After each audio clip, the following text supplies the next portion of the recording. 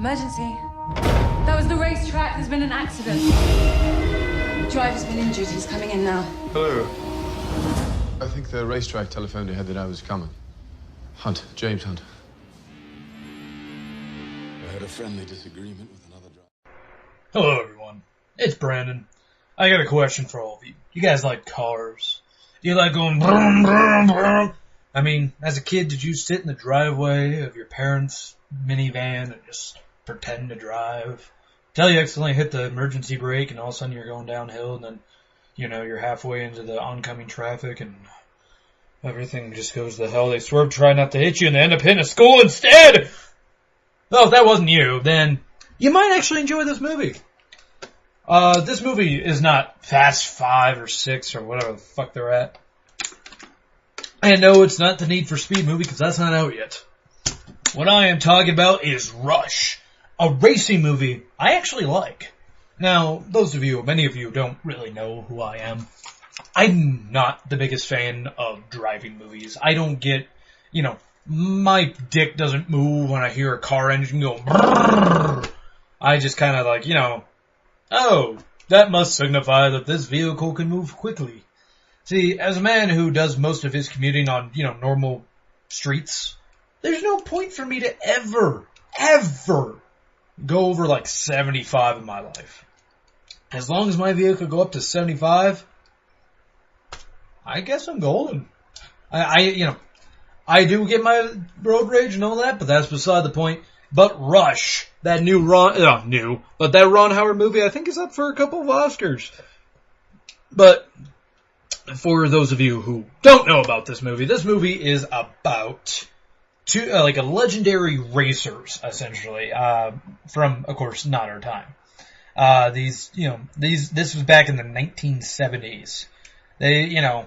They're two Formula One racers in the 70s. One was English, one was German.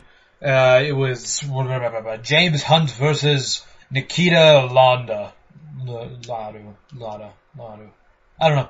I forgot it's been damn near a week. This is a movie on Redbox, just for people who don't really know anything about this movie. But these two basically, they start out in like Formula 3 racing, just get up to Formula 1.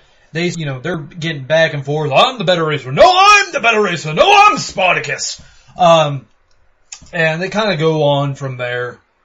And eventually, as you see in the trailer, Nikita Launder, who was played by Daniel Bruh, I'm terrible with pronouncing foreign names in case you can't tell. He gets in a horrible, horrible accident, and the rest of the movie is just kind of, you see Hemsworth winning all the races, and, Nikita, or Hemsworth, who's James Hunt, kind of skip that, winning all these races while Nikita Lauda is in the hospital recuperating. I honestly have to say, though, they do an excellent fucking job just setting up the atmosphere, setting up the rivalry between these two, because you actually get it. This isn't like a Hollywood-upped rivalry where these two I want to kill you, and there's like one who's clearly a better human being than the other. They're both kind of, Nikita Lauda, who's the German, he is a dick. He is just a major asshole. He's just kind of like, I'm a dick to everyone I know except for my wife who she's awesome to me. And then you got James Hunt, who's, that playboy, kind of douchebag. You look at him and you're just like, this dude gets all the women, and he's just, he's that happy-go-lucky, like, yeah, look at me, man. Not that bad. Yeah.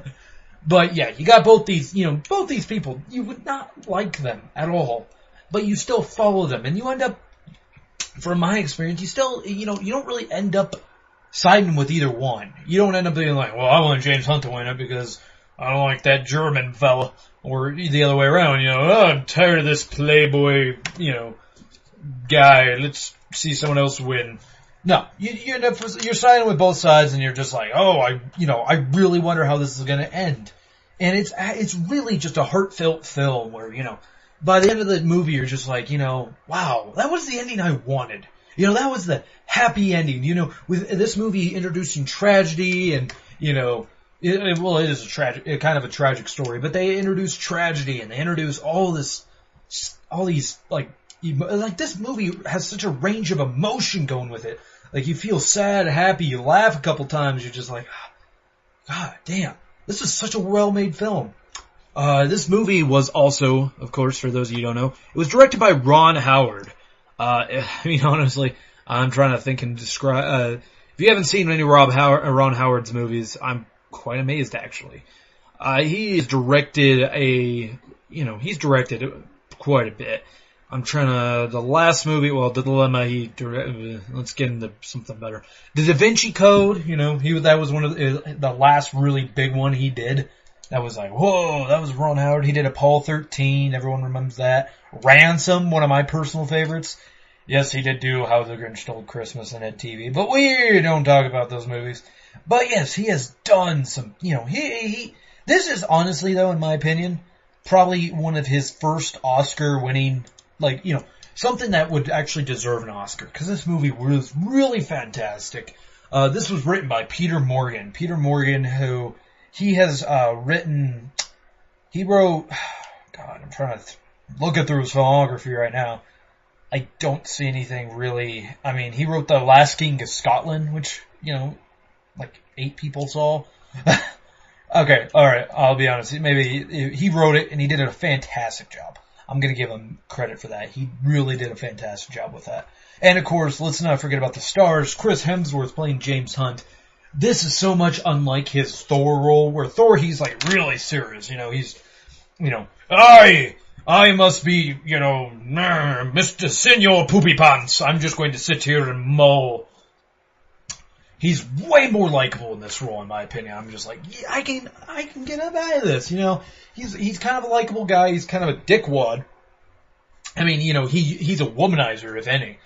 But as long as you're not, if you're a dude, he'd be kind of a guy you'd like to have a beer with, in a little way. Then you got Daniel Bruhl. Like I said, I am butchering the shit out of his name. It's B-U with a little, suffix on the U-H-L, like Bruhl. I don't know. He plays Nikita Launder. And while Nikita may be that wise-ass kind of guy that you kind of maybe see yourself as, where you're just like, God, I hate stupid fake people. And that's kind of how he is. He's hard character not to really like when you see the people he's conversing with. And, yeah, he is the one with the really sad story. And they show you some stuff this character goes through where you're just like, damn, I would have given up. And yet he just continues to go and go and go. This has an excellent script, because honestly, it has to have an excellent script to get people like me who doesn't give a fuck about racing to actually give a fuck about this race. They actually show the races, but the emphasis isn't on the racing. So if you're going in there thinking, I'm going to see all these cool kick-ass Formula 1 racing cars, you'll see them, but it's really more of a character piece, if any.